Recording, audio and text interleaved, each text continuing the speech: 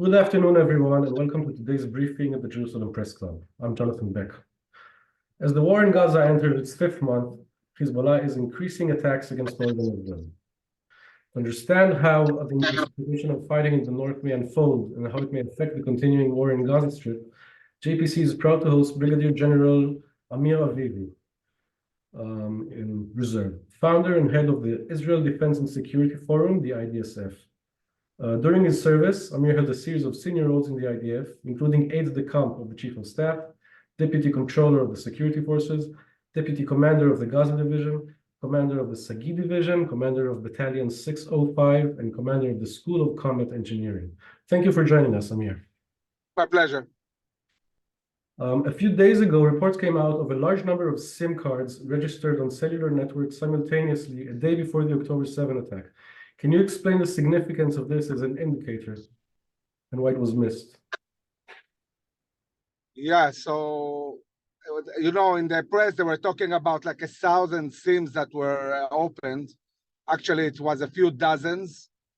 It's certainly something that is unusual. Hamas has done it before while training for this kind of invasion.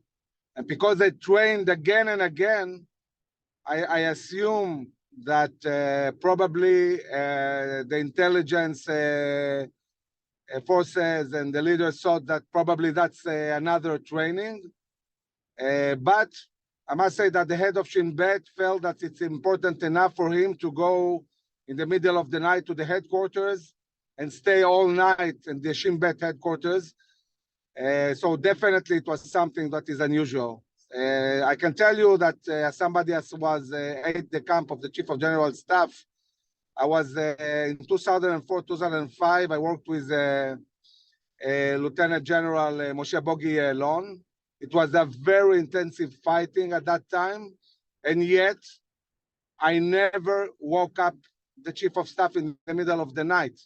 So if in the middle of the night there was a talk between the Chief of Staff, the head of Shin Bet, the head of intelligence of the army, this means that the intelligence was pretty unusual, and they understood that something is going on, but they didn't really understood how big this is, and what were the real intentions of Hamas. And it was, with all this importance, it was not strong enough to get the IDF to raise its awareness, because on October 7, we were caught as we were, unprepared.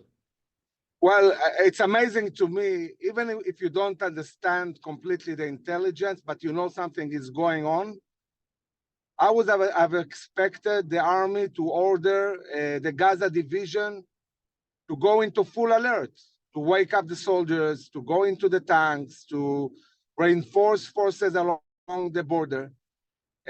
But on one hand, you have the head of Shin Bet waking up in the night, driving to his headquarters, sitting there all night. And the guys on the ground, on the border, were not in any kind of unusual alert. This is something that really I cannot understand. I mean, I can tell you that when I commanded the border, the Egyptian border, or when I was the deputy division commander of the Gaza Strip, every single event, every small thing would really create an alert. We would move forces, we would change positions.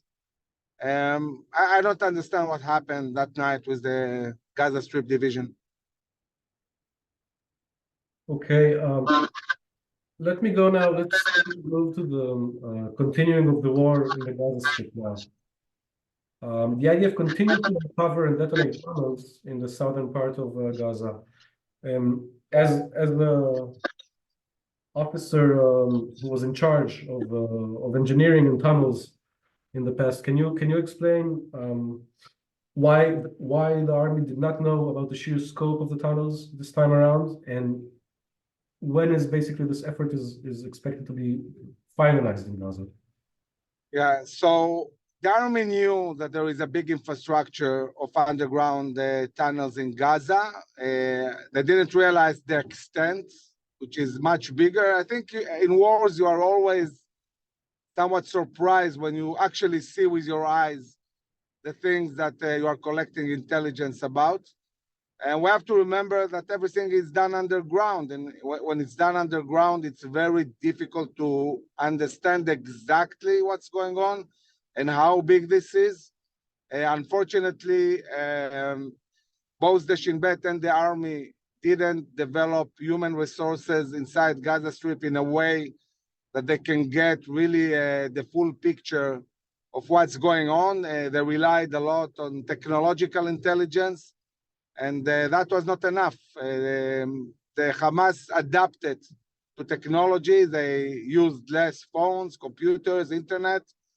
They operated underground in a way that created many gaps to the Israeli intelligence.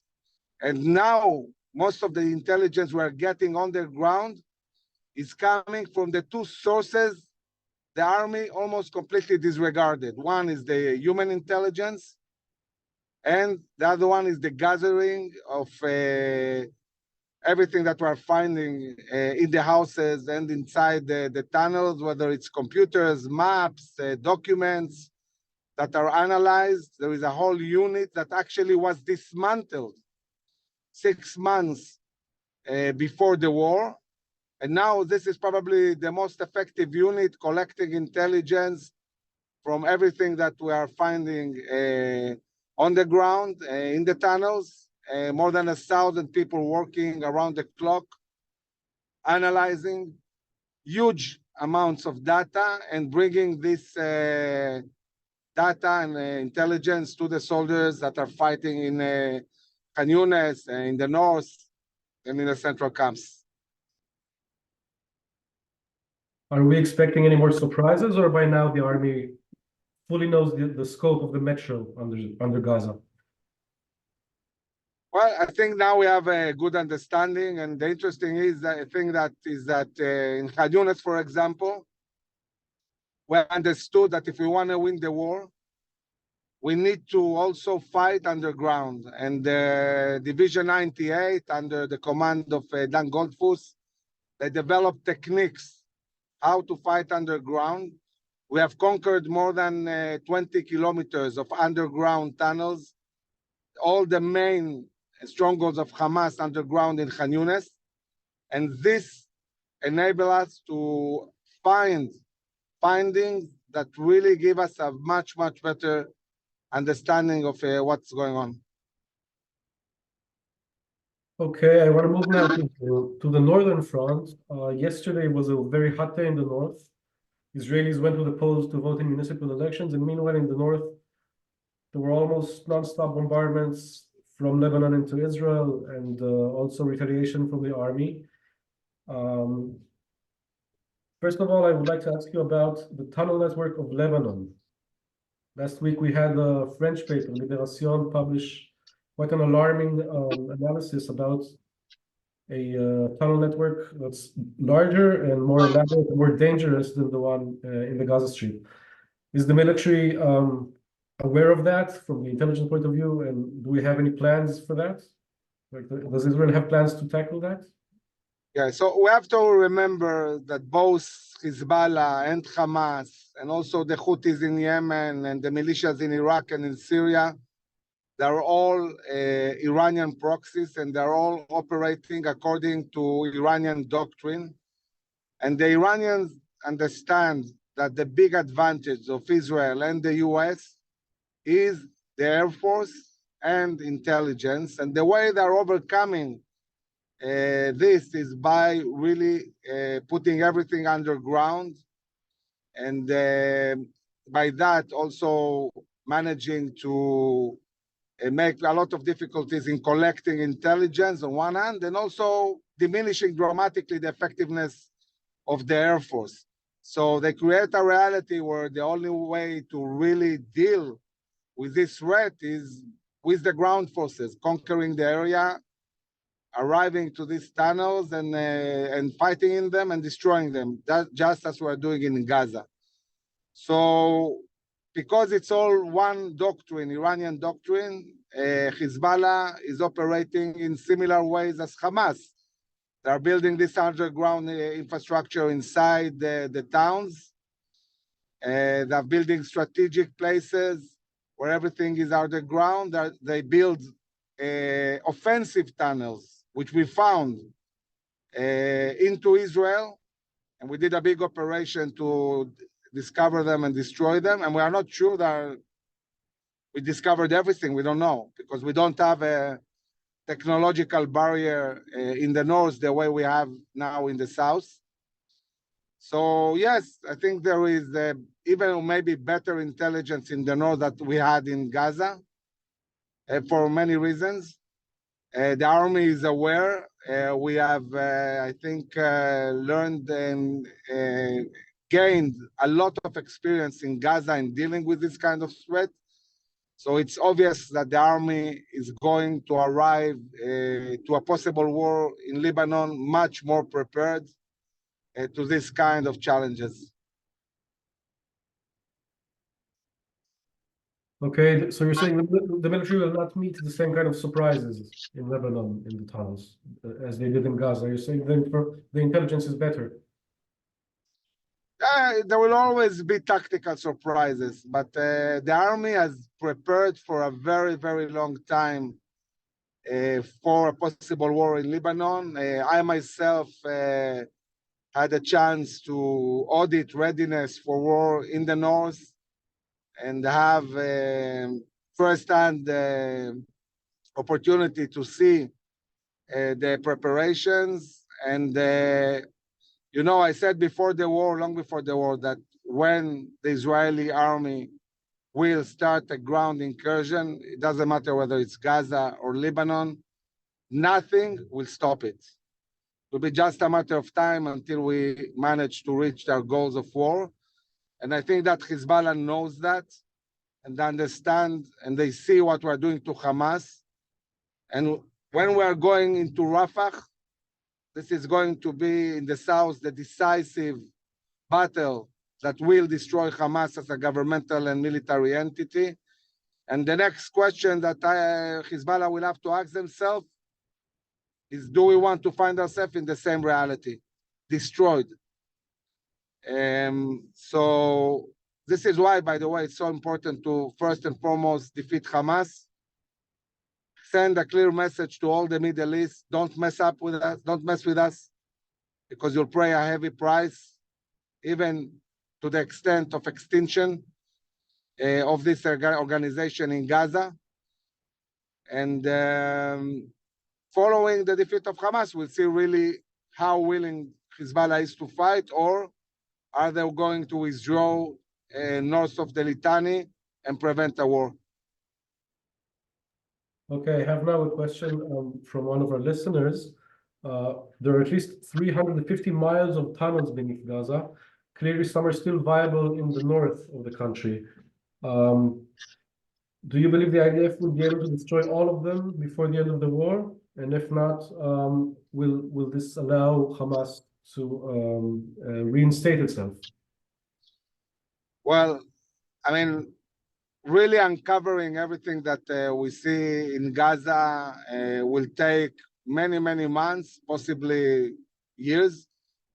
We uncovered a lot, but there is still a lot of work to do. We have to differentiate between two stages when you do a ground incursion. The first one is conquering the area. It's basically destroying the main strongholds, destroying the battalions, destroying critical infrastructure. But then you have a second stage, which is really cleaning up the area. In Hebrew, if I translate it directly, we call it purifying the area, and this can take years. I mean, in Operation Defensive Shield in Judea and Samaria in the West Bank, it took us a month and a half to take over the cities. It took us 5 years to stabilize the situation. So it's two different parts. To bring down Hamas as a governmental and military entity, this can take weeks or a few months. The Prime Minister talked about weeks once we go into Rafah. Maybe it will be a bit more. To really clean up the Gaza Strip, that can take years. Now, in order to prevent the buildup of a terror army again, two things need to happen on the military level. One is full Israeli military control on the Egyptian border. on the Gazan side in Rafah, in Philadelphia. We cannot have a reality where endless amount of weapons, know-how, money, technology are coming from Egypt into the Gaza Strip as it happened in the last 17 years. And the second thing we need is full freedom of operation of the IDF everywhere in the Gaza Strip, endlessly. This is very similar to the conditions that we have in Judah and Samaria and the West Bank. We have the Jordan Valley and we have full freedom of operation of the IDF. And this is what enables us to keep things under control and not deal with an army of 35,000 armed to the teeth terrorists as we are dealing now in the war in Gaza. We have Ramadan beginning in 12 days. So regarding the operation in Rafah, do you know how the talks, the stalled talks, or like the ongoing talks for like a hostage exchange deal, and the beginning of Ramadan are going to affect the fighting, the continuation of the fighting in Gaza? Well, I think that Ramadan shouldn't be a consideration in the plans of war. I mean, we're not taking in consideration Passover as part of our military plans, so we're not supposed to take in consideration Ramadan. We are in the midst of talks about a hostage deal. It's obvious that Hamas is doing everything they can to postpone the ground incursion into Rafah because they understand that that's it, that's the end. Once we destroy the battalions of Hamas in Rafah and reach to the leadership, and also the hostages who are almost all of them in Rafah, that's game over for Hamas. So they're trying to find ways to maybe create a reality in their eyes that we won't go into Rafah. I don't see any scenario where Israel is not going into Rafah. So the only question is there going to be a ceasefire? Are we going to have a few weeks of a hostage release or not?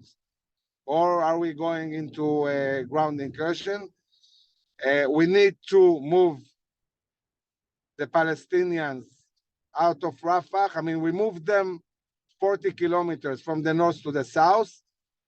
Now we have to move them 3-4 kilometers to the coastal area or to Khan Yunis. It's much simpler than what we did at the beginning of the war. They don't have to move a lot. We'll clear Rafah from citizens and then we'll go in. And I think that the world will be amazed of the amount of munition that we're going to find there, the amount of money, the leadership, also hostages, and how big the tunnels are that connect Egypt into Gaza. It's a whole enterprise, billions, which we'll have to really close and make sure that there is no flow of capabilities into the Gaza Strip. Okay, we have a question from journalist at Newsweek about the tunnels in Rafah. Can the IDF destroy the tunnels in Rafah without a full above ground operation, or does the evacuation of civilians have to take place, as you said? Like, can the tunnels just be dealt with without like above ground fighting? No, you cannot deal with the tunnels that are coming from Egypt without taking over Rafah. Because the border with Egypt is just like 100 meters attached to Rafah, to a very densely populated area. It's not safe to operate there without controlling the city itself. So basically, controlling the Egyptian border requires controlling Rafah. And Israel will have to go in and deal with this. What I'm worried about is that if we do a hostage deal, and obviously it's not going to be all the hostages, they're talking about 40, we'll still have more than 90 hostages in the hands of Hamas. If Hamas understands that after this ceasefire, Israel will go in, they will escape with hostages to Egypt, and from there to Iran, This is something that really worries me. I don't see all the leadership staying in Rafah waiting to die. Not all of them are such big heroes or suicide mentality. And I'm really, really worried, and I don't feel we can 100% trust the ability of the Egyptians to prevent Hamas from escaping to the Sinai Peninsula. And this is something that I think that the Prime Minister, the Minister of Defense, the Cabinet, they have to take this in account, because they need to look at the overall well-being of all the hostages, not only the ones they want to release now.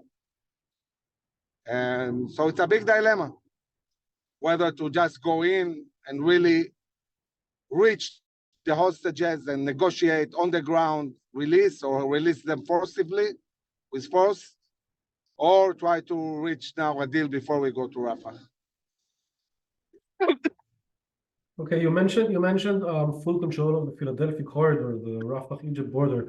Does this not necessitate a change to the Camp David Accords, because these determine the number of soldiers on each side of the border? Well, I think it's time to realize, especially talking about Gaza, that the guidelines the Prime Minister set last week, which, by the way, are completely aligned with IDSF, and we were very involved in writing these guidelines. These guidelines, I would say, formally end Oslo and formally end the disengagement. This process has failed 100%. We paid a heavy, heavy price in life for decisions we made in the last 30 years. And now this is going to change completely. We're going back to a reality much, much more similar to the days before Oslo. Okay, final question I have ahead of Ramadan again. Can you tell us what we should expect in Judea and Samaria and Jerusalem during the days of Ramadan? Hamas is threatened to ratchet up violence and try to launch an intifada. Can you tell us how Israel is preparing and what?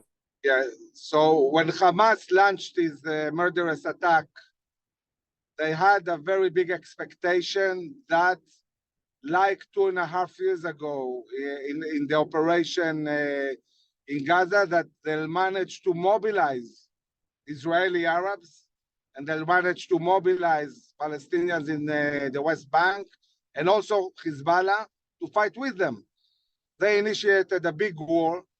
They expected that their huge success will really motivate everybody to join, and this didn't happen. It didn't happen, but they didn't give up. Iran is in the to mobilize even now Israeli Arabs and Palestinians and even Hezbollah to launch a huge attack on Israel. And they are looking for the excuse. And the excuse might be, as usual, Temple Mount. So Israel, on one hand, needs to be very, very strong against people who incite and terrorists and operate in the cities in the West Bank to foil terror attacks and so on. But we have to try and create a reality in Temple Mount where there are peaceful prayers, and we enable people to pray, but not riots. This is why the government and the security forces are talking about the age of the people that will be allowed to go on Temple Mount, to make sure that this is not young guys that are coming not to pray, but to really set everything on fire. And we'll have to find a balance. There is not a perfect formula for that, of what is exactly the right balance and decision that will enable us to really go through Ramadan without having Palestinians in the West Bank and Israeli Arabs joining Hamas in their fight. Okay. Thank you very much, Amir, for your time. Thank you for this briefing. Thank you. Good You're afternoon. welcome. Thank you very much. Okay. Bye-bye.